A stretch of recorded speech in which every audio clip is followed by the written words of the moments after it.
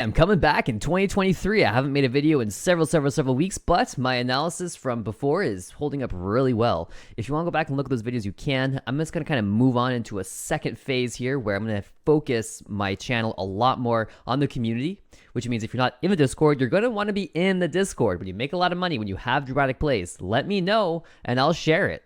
I want to do some simulated trades as well, paper trading, and mostly that's because I just don't have the amount of money to risk in the market that I need to be able to trade option strategies on SPY. So I'm going to be doing that, option strategies on SPY. I also want to take a little bit of time here in this video to explain the technical indicators that I use and lay it out for the future because I want to point back to this video and say, hey, go watch that video. So let's hop into SPX really quickly. I love looking at SPX. Of course, SPX is the S&P 500 index. And the first thing I want to talk about are trend lines. So believe it or not, there is a lot of confusion about how to draw a trend line. And I just wanted to say that I follow Thomas Bulkowski's technical analysis. And so if you want to buy his books and read them, I would highly encourage that. This vlog is mostly covering my understanding and what my forecasts are and my experience with markets. I want to encourage everyone to go learn from known sources, good sources. TD Ameritrade has an amazing education center. Thomas Bulkowski has a lot of information on his website, thepatternsight.com. So be sure to check that out. And I'm big into Elliott Wave Principle. There's a couple of different books about that. One is by Frost and Precher. That's a great book. You can find that on Bulkowski's website, thepatternsight.com. So go there if you want to learn stuff. So I'm just going to go through and explain how I draw trend lines. You start with a high and you go to, or you find the lowest low over the period you want to analyze. And it's important too that time frame is very important. The analysis that you do prepare will only be valid over the length of the data set used for the analysis. So in this case, this is a very long trend starting back in January of this year and to present. So this is a 1 year downtrend in the S&P 500. To identify a downtrend, you have to find the high and the low. And the trick is to just simply take the trend line, connect it from the high and the low, and then to either bring it up or down until this trend line is no longer cutting through the price at all. And that's what we have right here. This is called an external trend line because it does not cut through the price. If I were to take this same trend line and move it so that it did move through the price, it'd be an internal trend line, and it can be valuable to look at both. It really can. When I do an internal trend line or a non-external trend line, I'm going to make it a solid line like this. External trend lines will always be long and dashed, and the internal trend lines will always be solid. Now, within this overall downtrend, there are going to be other trends as well that are shorter. Like right here, for instance, starting on March 29th and moving on from there. And so what I might do is make another dashed line that's a little smaller. I might also increase the thickness of the overall trend, the prevailing downtrend. And in this way, I can show when the price is moving into a corrective phase. So let's just do this. There is a small uptrend here between June and September of this last year. And I'm going to make it a small dashed line because it's a shorter term trend line than the prevailing trend. And once again, I'm just going to connect the low from that point in time back here to the high, and then just drop this trend line until it's not overwriting the price at all. And you can see that the very bottom of this candle, this actually sets that trend.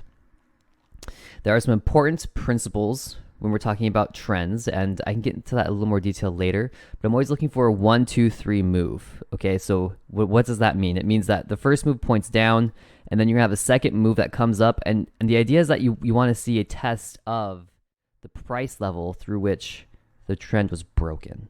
So this spill down broke the price trend at around 390. The price did come back up and it tried to rally up into here. It didn't even quite get it back to 390 and then started heading south. And once it finds a lower low from the initial push, then we say we have a new trend, and I'll chart that. So in this case, we actually have a really good example of a 5-wave form called a motive wave. That's an Elliott Wave Principle analysis, and you can just see there's 1, 2, 3, 4, 5. In this particular example, the amplitude of each odd numbered wave, 1, 3, and 5, is getting shorter. So that's typically a sign of weakness in the overall trend.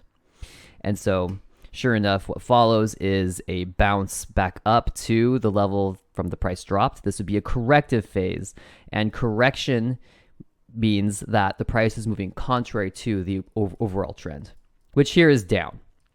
So corrective uptrend through here. Something else I do is Bulkowski chart pattern analysis. So yes, there is a 5-wave form through here that makes a wonderful motive wave heading down. Also, we could chart this same pattern probably into a wedge. It's probably pretty appropriate. Let's see. I mean, it's not the best wedge I've ever seen. It's really not. Typically, when you see motive waves, you're going to observe that they follow channels really well. And towards the bottom of those channels, or the tops of those channels, the 3rd and the 5th waves, they have a relationship to this lower or upper trend line, depending on which way the wave is pointing. And it's not uncommon to see the 3rd or 5th wave push beyond the top or bottom of the channel. Here, what we have is the wave 3 coming down, pushing out beyond the channel. And then sure enough, wave 4 pulls it back up. And what we have in wave 5 is a failure to even reach the bottom of the channel again. And so a lower low was set, but it was pretty feeble, and sure enough, the price bounces. And so we can get a lot of information based on how the price is moving within that channel, because this channel basically breaks down the rate of change in the price into a visual analysis, and you can really just look at it and say, hey, it looks like our price is starting to trend differently. Something else you're going to notice about these motive waves is that they correlate really well with the relative strength index, the RSI. Now, the RSI is not a magical number. When the RSI reaches a level, it does not mean anything. It really doesn't. The price does not follow the RSI. Rather, the RSI follows the price because the RSI is derived from the price. So what does that mean? It means the price is the master indicator. That's it. All there is to it. Everything else is derivative of the price. To calculate the RSI, you're going to need to, well, look up a different video from a different person, because I'm not going to go into it, but essentially you're taking the moving average over different periods, and in this case, it's 14, 70, and 30. You can see that over here on the top left corner of the box of the RSI, and you're just expressing an average, and this is an average of 3 moving averages. I don't really use moving averages that much, like simple moving averages or exponential moving averages. I really don't. I feel that the moving averages captured in the RSI are more reliable, and those signals appear more frequently. So I'm not too worried about like the 200 MA or the whatever. Not a big deal for me. A lot of people follow them, and that's fine. This is not my particular style. Now, what I wanted to get to about the RSI is that typically at the ends of waves 3 and 5 of a motive wave, you're going to have the RSI pushing out into extremes. That is to say, below 30 or over 70. So in this particular example, what you see is the RSI pushing down past 30 twice, and this marks waves 3 and 5. I want to just label these waves, and I'm going to use subminuet waves, which I do in yellow, and that's always going to be the case. That my subminuet waves are yellow. I actually color code my annotations because it helps me. It helps me because sometimes it's hard between the Roman numerals and the Arabic numbers and like the capital and lowercase letters. It's all very confusing. It really is. So I just use colors a little bit to help guide me, and you're going to start seeing that it's a little more clear where these 5 waves occur. And typically you want to use a line chart when you're using Elliott wave theory. I'm okay using candles. You just have to understand how the information is being displayed and how to interpret it. So I'm now going to draw some chart patterns too and break this down into an hour chart. I'm not sure if I'm going to get this far in a 1 hour chart though. This is from September, and my 1 hour is 180 days. Okay, there it is. I like to use the hourly chart because it gives us a little more definition. And that is going to mess with my analysis of the daily RSI, but you can still see that the RSI here is actually forming an inverted head and shoulders. And the RSI will form chart patterns because it's an average of the price. And so if the price is truly forming a reversal, then the RSI will definitely demonstrate that. Okay, so let's do some chart pattern analysis through here really quick. Corrective waves they occur in triangles. And they can be forward, backwards, tilted up, tilted down, and there's a bunch of different names in terms of Bulkowski chart pattern speak about how to describe them. In this particular instance, we're looking at a right angle and ascending broadening formation right here, which is wave 2. Corrective waves create a lot of uncertainty. There's typically not a strong trend through the corrective phase. Sometimes there is. If there is, you can expect a big move heading down. So we have wave 1, wave 2, and then wave 3, 1, 2, 3, 4, 5. You can see there's a little 5-wave form through here that forms wave 3, and we call that fractaling. There's 5 waves in a motive wave, and the first, third, and fifth waves of that wave are going to also have 5 waves inside of them. So yes, fractaling. It's like crazy, looking through a kaleidoscope or something. So we have another 3-wave, and we have another corrective pattern through here. And you can see this is actually a right angled and descending broadening formation. It's been my experience that these corrective phases tend to alternate in form. So this one's expanding. This one's also expanding, but actually, yeah, this is interesting. These are only flipped on the direction of the price volatility. So volatility was kind of like pushing up here, and then it's like pushing down. I say that the price swings are moving higher or lower. Doesn't really matter. The important thing about wave 4, the peak of wave 4, you can see right here, is that it does not pass into wave 1, and it can sometimes, and that's the difficult part, is that these are rules for the analysis, yes, but the price is free to do whatever it will at all times. And so that's why forecasting is so difficult. So at this particular level, let's see, we've got a high of at around 37.36, and wave 1 stopped near 38.28. So wave 4 did not pass into wave 1, which is great. We have contracting or expanding correction phases, and then we have a spill into wave 5. And wave 5 here is pretty truncated, and what that means is that it's shorter than the waves that precede it, or it doesn't form a new low. I guess here it's not technically truncated because it did form a new low, but it's very weak. And we may even be able to do a little chart pattern analysis here and say that we have a falling wedge. Now, here's the thing about a falling wedge is it has to be 3 weeks long. Per Bulkowski's chart pattern analysis, you have to follow the criteria that he used to test for these patterns in order to perform the analysis. Otherwise, your analysis doesn't reflect the same conditions that he did the tests under, and then you can't use his statistical analysis, at least not accurately.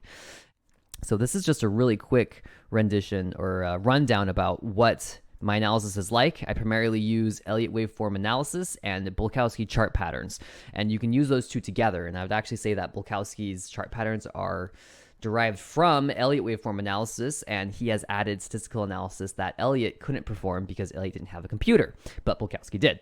So it's almost like you have Elliott waves, the foundation of my analysis, and then Bulkowski is the refinement, and I am just applying it and sharing the information online.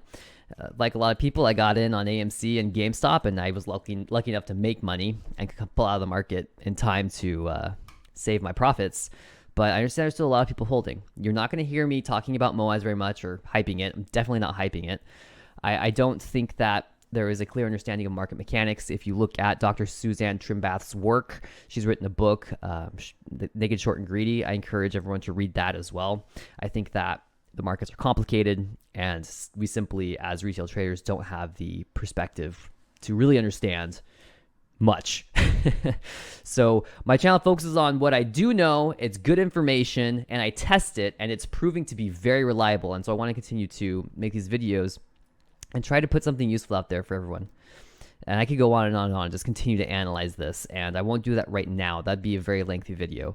But I think that I've shown the chart patterns, how I use the RSI, how the RSI can signal the ends of motive waves through here. See wave 3 peaking low down here. There's your peak in the RSI. Wave 4 pops up, and then you have wave 5. And here is actually a great example of bullish divergence in the RSI, which is to say that the lows in the RSI are trending up, but the price is still trending down at this point, setting a new low.